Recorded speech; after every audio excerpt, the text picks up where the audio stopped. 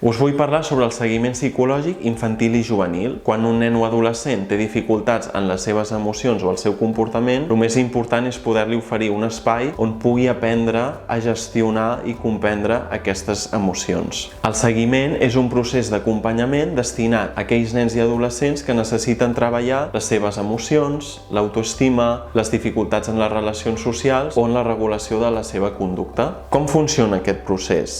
És semblant al procés d'avaluació neuropsicològica. Es comença amb una primera entrevista amb els pares, on es fa una recollida d'informació sobre l'infant o adolescent. Seguidament tenim un parell o 3 de sessions amb el nen per establir aquest primer vincle i també poder observar-lo i administrar les proves que siguin necessàries. Paral·lelament s'entreguen qüestionaris a la família, a l'escola i, si el nen té l'edat suficient, també en ell. El seguiment psicològic no només es queda a consulta. Donem pautes a pares i col·laborem amb les escoles per oferir el millor acompanyament en el nen o adolescent. Si creus que el teu fill necessita suport psicològic, contacta amb nosaltres i junts busquem la millor manera d'ajudar-lo.